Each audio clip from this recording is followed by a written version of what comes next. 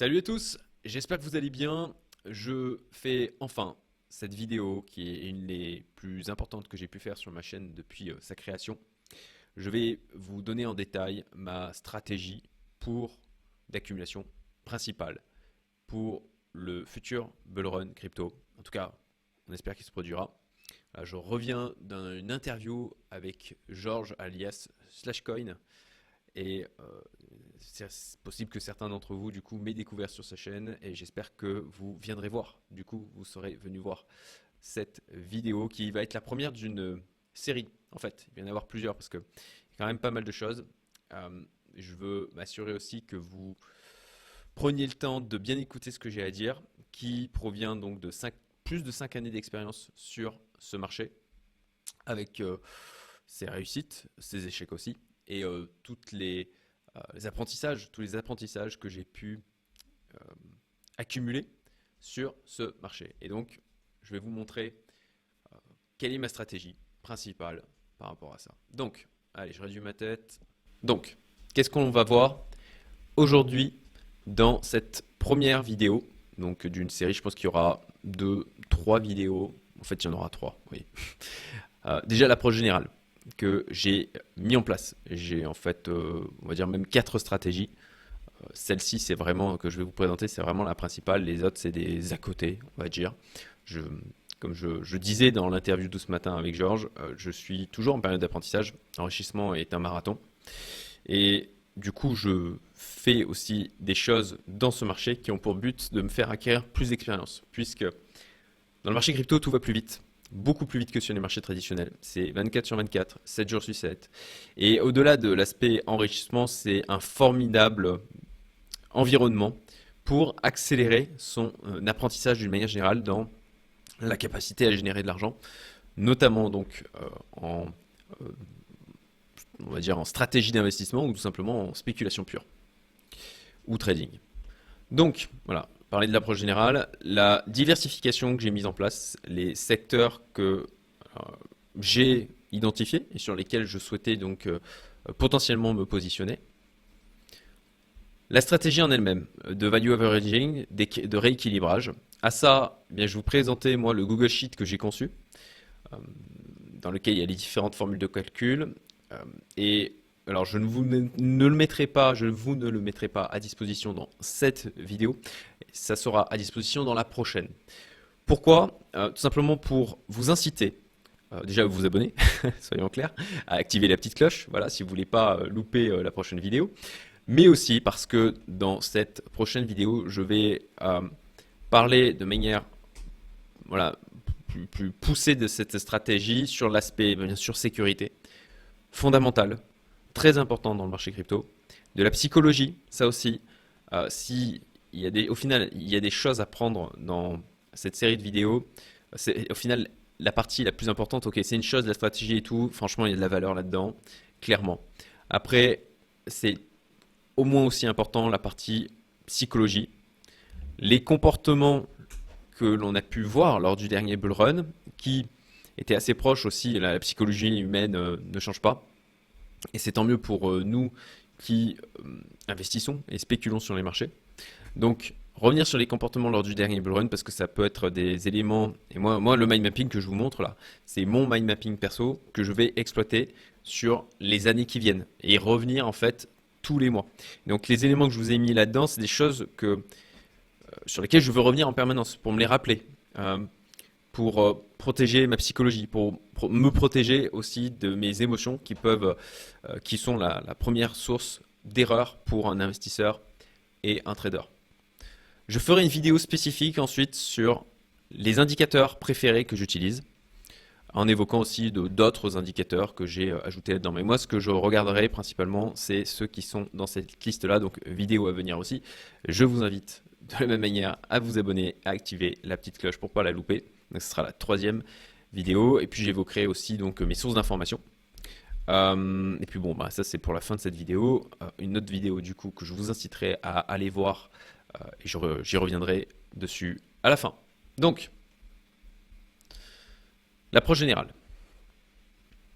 Alors, comme je vous l'ai dit, ma première stratégie va être en fait un portefeuille en value averaging. un value averaging aménagé pour le monde de la crypto, qui s'inspire pleinement de ce qui a fonctionné pour moi parce que moi j'ai connu un premier bull run 2017-2018. Sauf que je suis arrivé au top. Voilà. Après tout le parcours, j'ai déjà évoqué, j'ai écrit un bouquin là-dessus, il va sortir au milieu de l'année. Si vous voulez être tenu au courant de celui-ci, de sa sortie, vous avez un lien en description pour pouvoir vous inscrire et recevoir une alerte.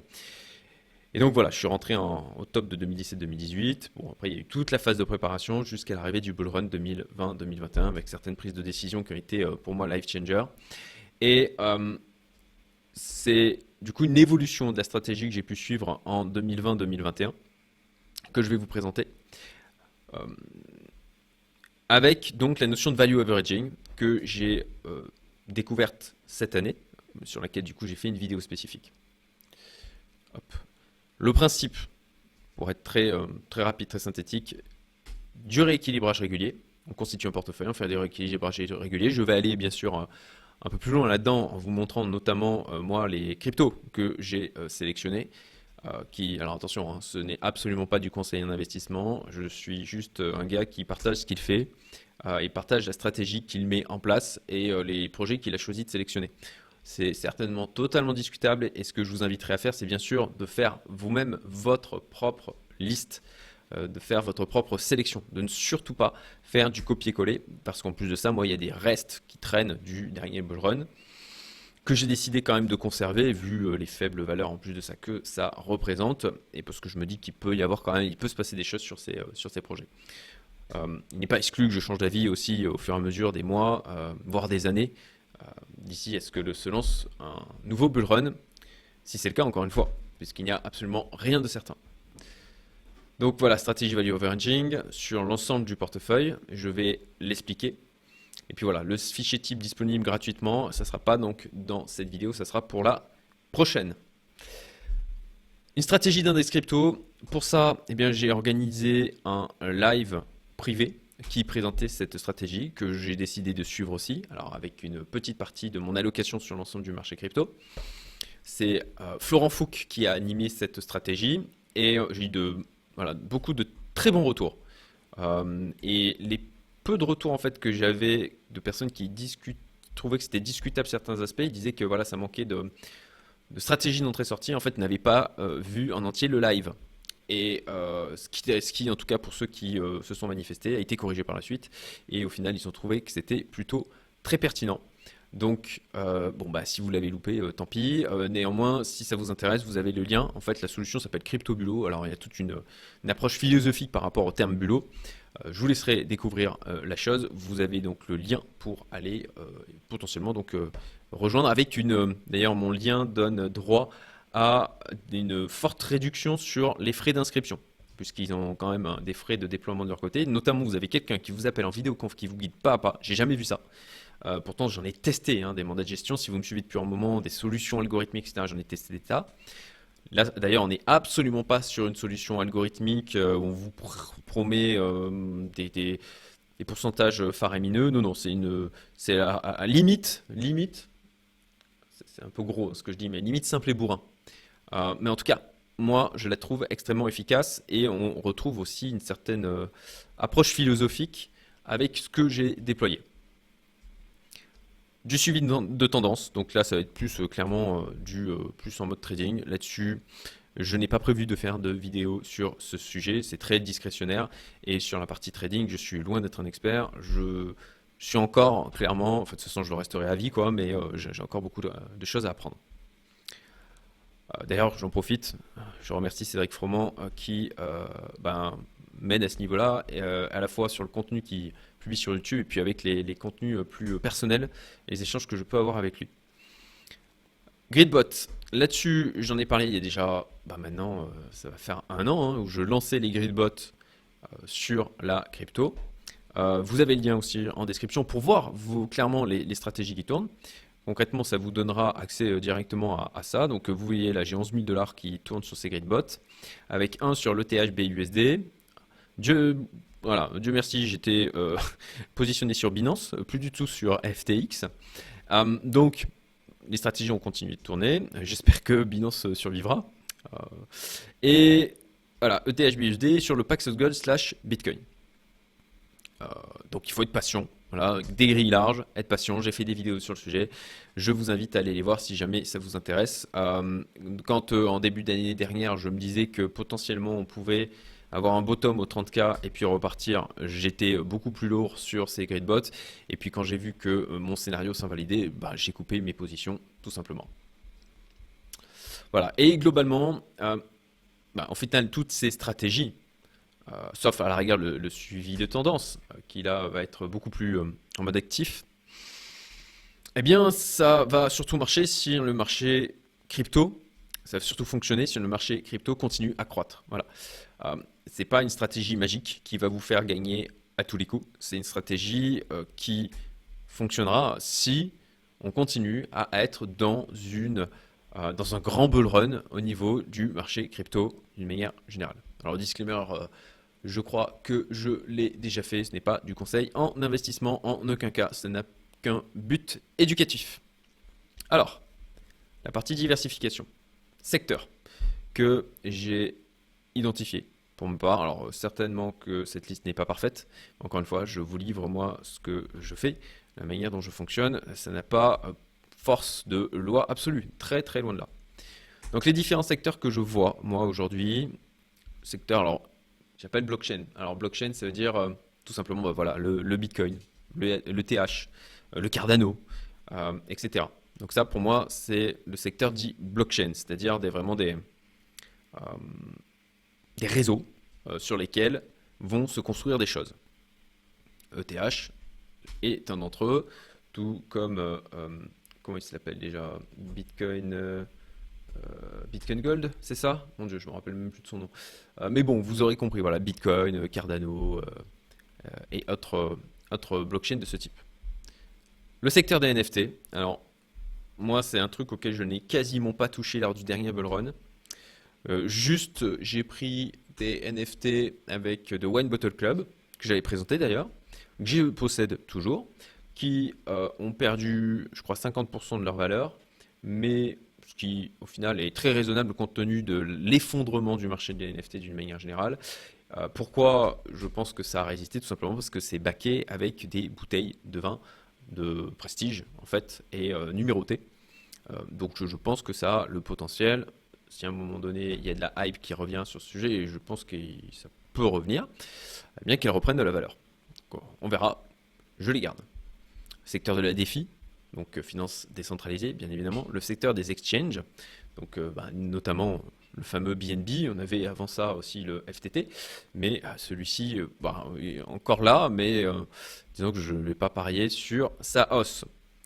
Le secteur des Layer 2, le secteur des mèmes, oui, le Shiba, le Doge, les oracles, les play to earn, tout ce qui est autour de l'interopérabilité. Et bien sûr, je pense que beaucoup de gens en parlent aujourd'hui et je pense que c'est à raison parce que c'est un vrai sujet et il y a des choses qui se passent à ce niveau-là. D'ailleurs, on a un expert, un chercheur qui vient intervenir dans ma communauté privée. Si postuler vous intéresse, vous avez le lien en description. Pour nous expliquer réellement, alors le gars, c'est un spécialiste, pendant 3 heures, il va nous faire une conférence privée dans ma communauté pour nous expliquer comment fonctionne l'intelligence artificielle. Et lui d'ailleurs dit qu'il ne faut pas l'appeler intelligence artificielle, ça va être très intéressant.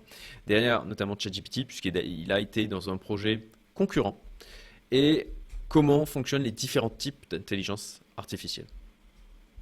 Alors, en projet que je surveille, Fetch.ai, iExec et SingularityNet, où d'ailleurs j'ai un message ce week-end de quelqu'un qui a investi là-dedans et donc je conseille de prendre des profits. En tout cas, je ne vais pas rentrer maintenant puisque ces projets ont déjà fortement augmenté et s'il avait fallu prendre le train, ça aurait été avant, c'est loupé, maintenant je patiente. Ok, pour l'aspect diversification. Ensuite, je vais aller maintenant directement dans le dur. C'est un exemple, d'accord? C'est le Google Sheet que je vous mettrai à disposition gratuitement du coup dans la prochaine vidéo. Vous pourrez le récupérer quand vous y aurez accès, il faudra faire fichier, créer une copie parce que vous ne pourrez pas modifier, ça sera en lecture seule et ensuite vous pourrez l'utiliser pour déployer votre propre portefeuille, faire le suivi de votre propre stratégie. Donc, concrètement, vous avez ici la liste des différentes cryptos que vous voulez intégrer dans votre portefeuille. Ici, j'ai mis les secteurs associés, l'allocation que je souhaite, donc la pondération de chacune des cryptos ou tokens que je souhaite intégrer dans ce portefeuille. Ici, vous avez du coup le montant idéal qui devrait être alloué, par exemple ici au Bitcoin, là, le THA, BNB, etc. D'accord? Donc 25 000, 15 000 en fonction à chaque fois du pourcentage. Là, j'ai mis la valeur à l'instant T du portefeuille. J'ai fait comme si c'était 100K. Comme ça permet de simplifier la compréhension et les calculs qui sont opérés dans ce fichier. Dans cette colonne, vous relevez. Alors moi, j'utilise Delta pour faire le suivi de mon portefeuille. Je reviendrai d'ailleurs sur cet outil. Alors peut-être que en même temps j'en parle maintenant, Delta, je l'utilise sur mon téléphone et ça me permet tout simplement donc de suivre comme ça l'évolution de la valeur de mon portefeuille. J'ai de la synchronisation avec certains wallets et puis sinon je fais la saisie des transactions à la main. Donc là en fait, vous relevez les différents prix que vous avez à l'instant T, les valorisations pour les différentes cryptos, tokens, actifs, crypto actifs, ouais, c'est comme ça qu'on dit d'ailleurs, les différents crypto actifs que vous avez dans ce portefeuille et vous avez donc la différence par rapport au moment où vous allez faire ce relevé qu'il y a en trop par rapport à la valeur idéale ou qu'il y a en moins. Donc on voit là pour l'exemple, encore une fois, c'est des valeurs fictives, tout ça. Voilà, si vous avez le portefeuille en totalité qui représente 100 000. Vous avez le Bitcoin qui représente à l'idéal 25 000, mais que vous en avez pour 28 600, sur le principe, vous vendez 3 600 pour acheter d'autres choses. Et ça, c'est donc le principe du rééquilibrage. Premier principe, première couche, je dirais, de principe, à savoir donc de définir un portefeuille, définir des allocations, faire le point tous les mois pour rééquilibrer, donc vendre ce qui a monté, racheter ce qui a baissé. Alors, j'intègre ce que j'estime être de l'intelligence dans cette stratégie, je vais y revenir dessus. Ensuite, cet élément-là, que vous le voyez ici, alors là la colonne wallet, ça a pour objectif tout simplement de noter les wallets que vous utilisez pour stocker les différents crypto-actifs. J'en reparlerai dans la partie d'ailleurs sécurité. Donc là, vous notez tout simplement pour vous simplifier la vie et retrouver à quel endroit c'est positionné. Ou alors, si vous avez de la synchronisation pour absolument tout sur Delta, c'est plus facile. Ici, ça c'est une partie très importante, fondamentale. Je pèse mes mots. C'est pour ma part ce qui a fait la différence entre une réussite et un échec, notamment, pas que ça, mais ça a été un élément fondamental. C'est quelque chose que j'avais déjà présenté en tout début janvier 2021. Lorsque j'expliquais ma stratégie, les multiples que je visais sur chacune des cryptos sur lesquelles je m'étais positionné. Le but du jeu, c'est pour une crypto donnée, de dire ok, combien je pense que l'ETH peut prendre de valeur versus Bitcoin et combien je pense qu'il peut le potentiel de prendre de valeur versus USD. Ces deux éléments permettent d'arriver à une valeur visée par rapport à l'instant T, à la valeur actuelle dans votre portefeuille. Donc là, sur l'ETH, aujourd'hui, au moment où je fais cette vidéo, alors ça, ce travail, je l'ai fait il y a la semaine dernière, donc il faut potentiellement le mettre à jour, et encore que la valeur n'a pas beaucoup bougé, on doit être à 22 000, on a combien sur le Bitcoin? Au moment où je fais cette vidéo, voilà, 22 864, j'étais parti sur 23 000, donc on est vraiment pas loin. Ah, les trucs de... Non, je ne veux pas payer, j'en ai pas besoin pour le moment. Voilà. Donc pour ETH, valeur visée, voilà, ça donne une target en fait de 61 600. Comment se fait le calcul? Alors, déjà, ici j'ai mis une target pour le Bitcoin. Pour ma part, je crois que c'est potentiellement le dernier vrai bull run sur les cryptos qu'il y aura.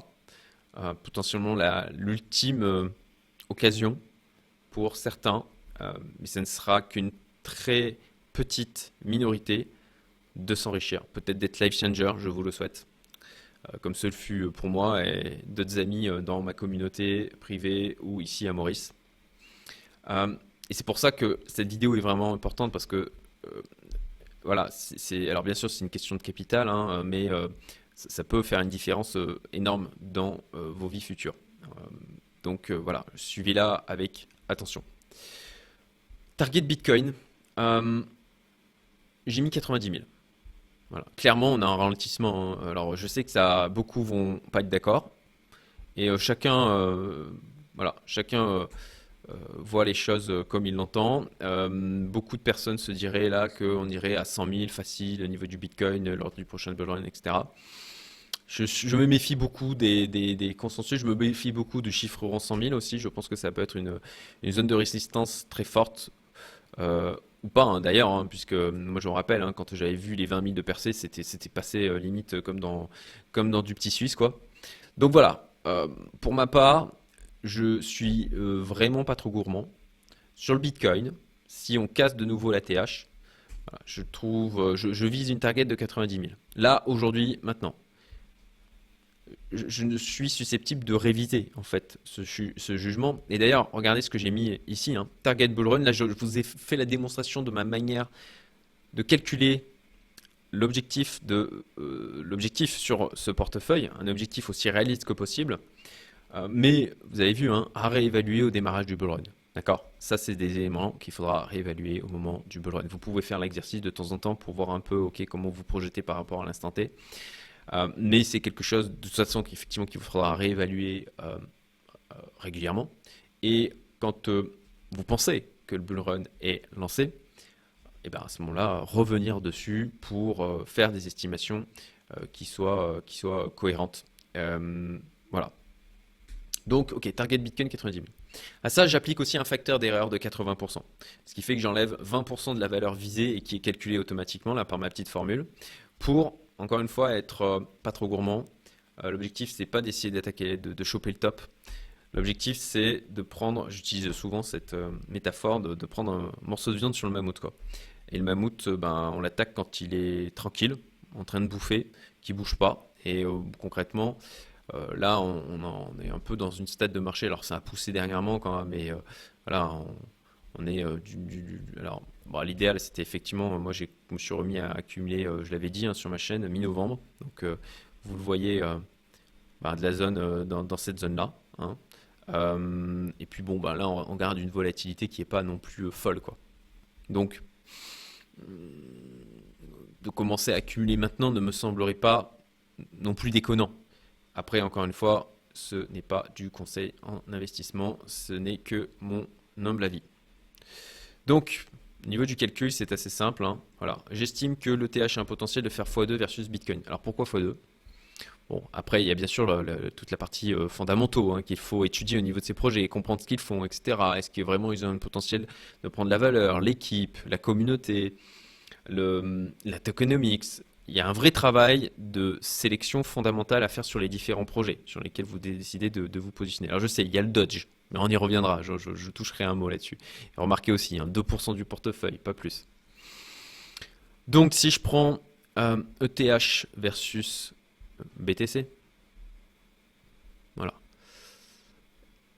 et que je regarde un petit peu historiquement comment il a poussé, jusqu'où il a poussé. Regardez, remarquez, hein, voilà. Pour moi, on est quand même sur une hausse de l'ETH versus Bitcoin. On est là dans une phase de consolidation. Et je crois qu'il a le potentiel d'aller plus loin. Donc si je me base maintenant ici par rapport au plus haut, voilà, je vois qu'il a un potentiel de x2. Je crois qu'il peut revenir à la TH et même le dépasser. Après, il y a un côté aussi d'avoir foi ou pas dans les projets, hein. Et ça, c'est directement nourri par l'analyse que vous pouvez faire d'un point de vue fondamental des différents projets crypto. Et tout ça, c'est pour des projections. Et sur la base de mon expérience du Bull Run 2020-2021, où j'avais appliqué typiquement cette stratégie, parfois ça donnera des bonnes surprises, parfois ça sera décevant. Mais grosso modo, les choses vont à peu près s'équilibrer. Donc, d'où l'aspect assez prudentiel que j'applique à ce portefeuille. Et alors, sa valeur peut être boostée aussi par le value averaging, mais ça, je vais y revenir. C'est, je dirais, la cerise sur le gâteau. En tout cas, ce qui magnifie cette stratégie, à mon sens. Et donc, voilà, target Bitcoin 90 000. Donc, en fait, ok, là, il peut faire x2 par rapport au Bitcoin. Le Bitcoin peut aller jusqu'à 90 000. D'accord, ça nous fait une valeur.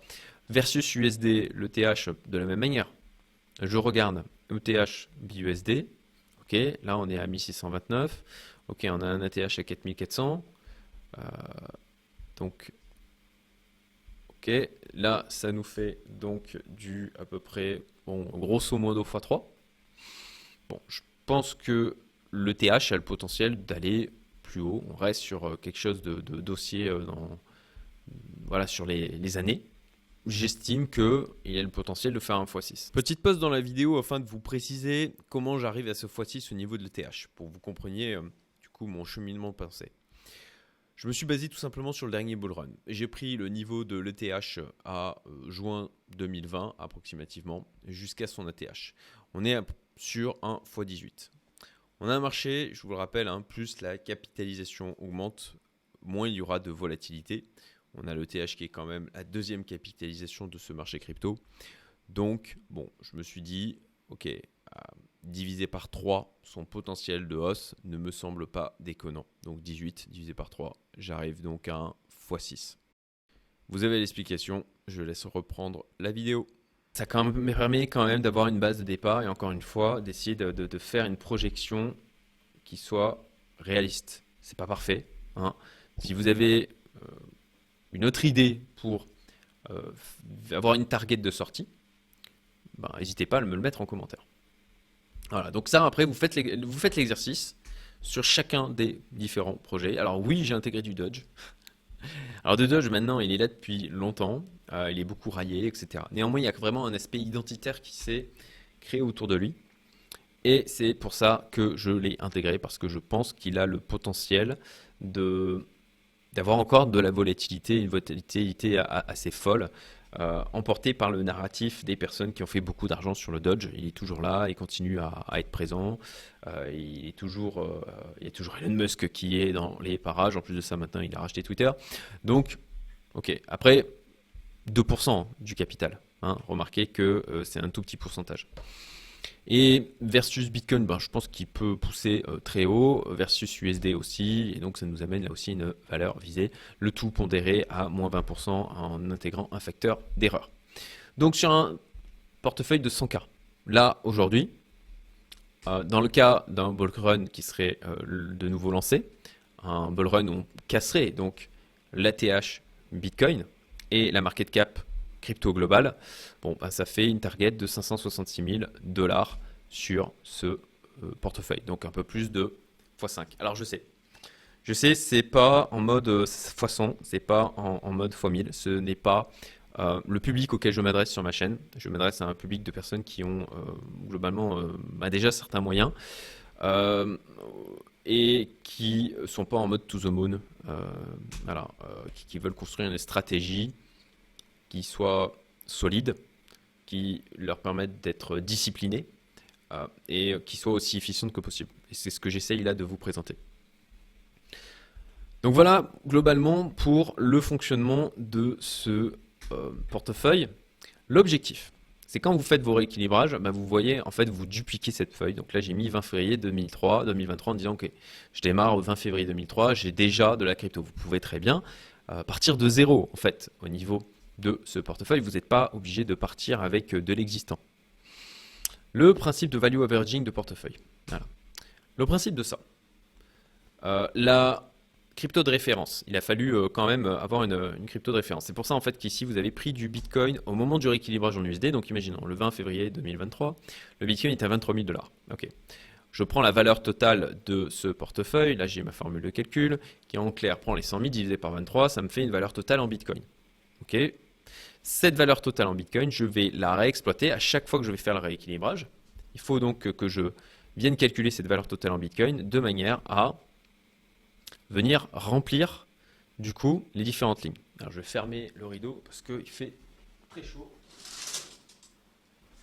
Voilà, désolé pour cette interruption.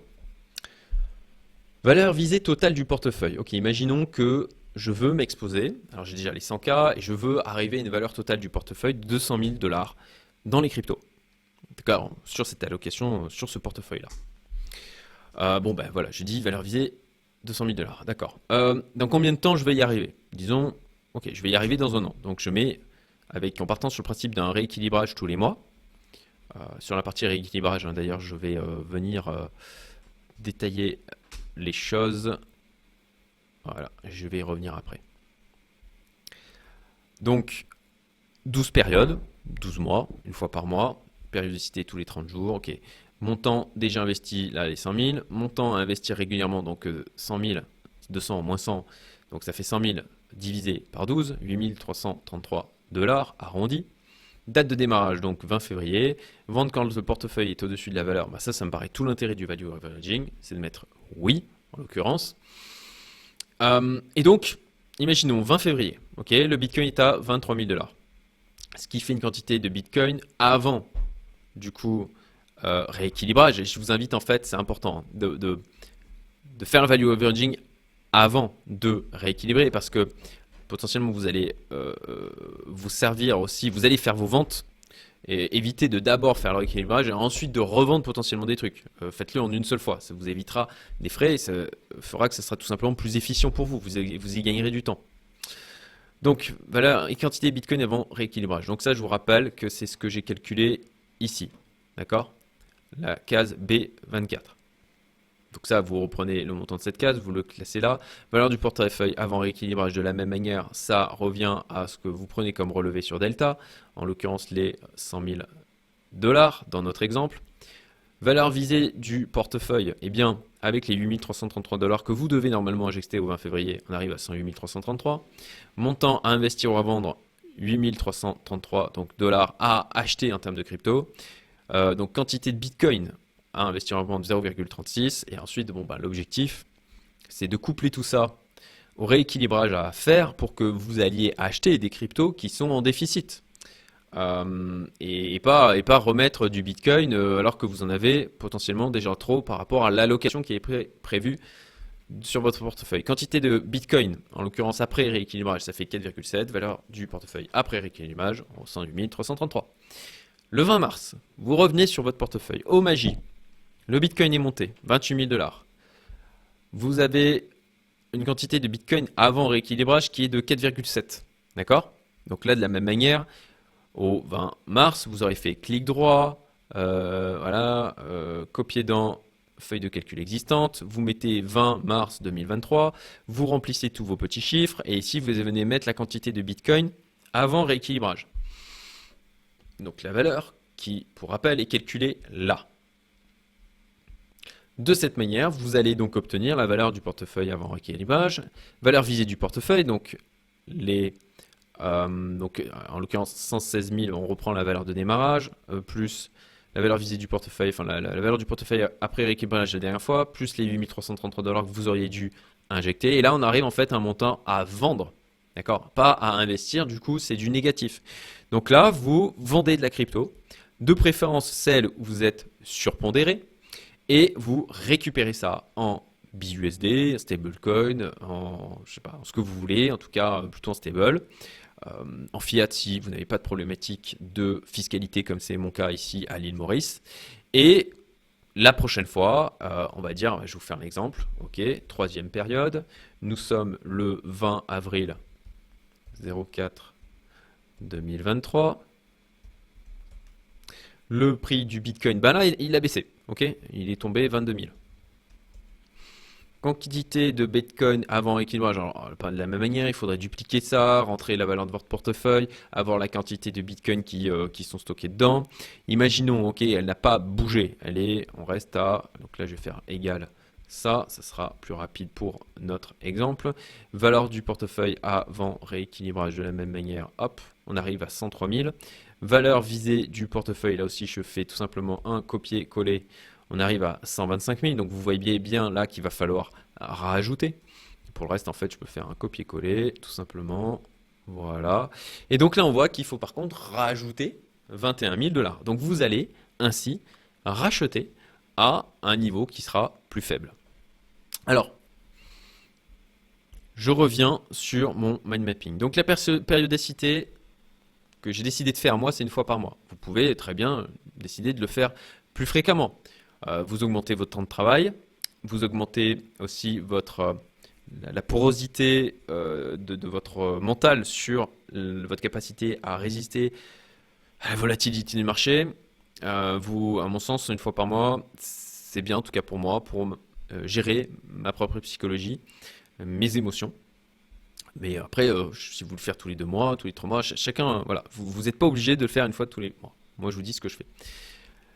Analyse fondamentale, moi, dans du coup ma routine, d'une fois par mois, je fais donc une phase d'analyse fondamentale où je vais aller vérifier les news sur les différents projets, voir comment ça avance. Est-ce qu'il y a du retard? Est-ce qu'il y a des gens qui se sont barrés de l'équipe? Est-ce qu'il y a des scandales, etc. Bon, bien sûr, je fais une veille au fur et à mesure hein, sur la crypto d'une manière générale, notamment, ça j'en parlerai dans la partie, voilà, que j'ai prévue dans la prochaine vidéo sur les sources que j'utilise, enfin, sur la vidéo qu'il y aura sur les indicateurs et donc les sources que j'utilise. Mais bon, voilà, la partie fondamentale, ok, comment va le projet? De l'analyse graphique aussi, ok. J'achète si la crypto est dans une phase de consolidation. Je sors si la crypto du portefeuille, si elle a cassé un plus bas historique. À ce moment-là, je sors. Voilà, la crypto du portefeuille, sauf si je suis extrêmement confiant dans cette crypto et que c'est pour moi une anomalie de marché. Mais dans 95% des cas, je vais la faire sortir du portefeuille, la vendre en totalité et réallouer, revoir les pourcentages de rééquilibrage et réallouer cette valeur dans le reste du portefeuille. Ne pas acheter si elle est en train de tomber ou, alors, voilà, le côté couteau qui tombe, ou après un gros pump. Parce que un gros pump, ça veut dire que potentiellement on achète trop cher. Ça, on va éviter. Si c'est en train de tomber violemment, potentiellement, c'est qu'il y a un problème sur du coup, le projet et qu'elle peut potentiellement venir casser un plus bas. Donc moi j'aime beaucoup acheter quand c'est flat, hein, autant que possible, ou quasiment.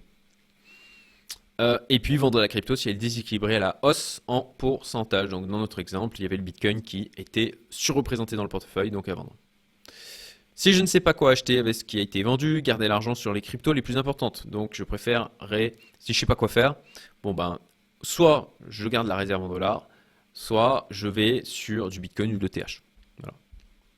Revoir la pondération si nécessaire, ça aussi en fonction du suivi des projets, d'un point de vue fondamental. Bon, eh bien, on peut faire aussi le choix, et même de l'analyse graphique, hein, on peut faire le choix aussi de revoir la pondération, de la diminuer, de l'augmenter. Ça, c'est très discrétionnaire. Si vous voulez pas vous prendre la tête, vous ne le faites pas, tout simplement. Ça, c'est vraiment en fonction de l'expérience de chacun. Le value averaging, ça, j'ai fait une vidéo sur le sujet où j'expliquais le concept. Je n'avais trouvé aucune vidéo, en fait, francophone. Ou alors, j'ai peut-être mal cherché. Très peu de vidéos anglophones qui parlaient du principe. Tout le monde parle du DCA et voilà, personne parle du value averaging. Je vous invite à aller la voir si vous voulez mieux comprendre ce concept et ce principe. Rééquilibrage, ça je l'ai évoqué. Et puis voilà, les projections de valorisation. Ça permet. Alors l'intérêt de faire ces projections, ça permet aussi de mesurer sa croyance en un projet. S'habituer à un chiffre final, ça c'est extrêmement important. Voilà, imaginons, ok, là au final c'est 200 000 par rapport au target que j'ai posé là, ça fait dépasser le million. Bon, c'est potentiellement une somme très importante. C'est une somme importante, on va pas se leurrer. Mais si vous n'avez pas déjà l'habitude de bouger des centaines de cas, il faut s'habituer à ce chiffre. Voilà. Et je trouve que faire ce travail de projection, ça aide à ça, tout simplement. Plutôt que d'être en mode on verra bien, et puis j'imagine que ça va faire x, et puis quand pris dans l'euphorie du bull run, comme énormément de gens se sont fait piéger, parce qu'ils n'étaient pas préparés à la sortie, et vendre est le plus difficile. On s'attend toujours à ce que ça monte encore. Encore et encore et encore et plus. Et puis quand il y a une phase de correction, mais non, ça va repartir. Et puis c'est là que ça plonge et que on est en PLS sur le tapis. Voilà, s'habituer au chiffre final, supprimer l'excitation, pas de rêve, du concret au maximum. Ok, eh bien les amis, je vais arrêter là cette première partie de cette série de vidéos. Encore une fois, abonnez-vous, activez la petite cloche pour pas louper la suite et la mise à disposition donc de ce Google Sheet. Je vous souhaite une excellente journée. Je vous invite à aller voir cette vidéo sur le value averaging que je vais mettre en haut ou à droite, quelque part sur votre écran pour que vous puissiez cliquer. Et puis, écoutez, à bientôt pour du coup l'interview qui va sortir sur la chaîne de Slashcoin. Très bonne journée à nouveau. À bientôt.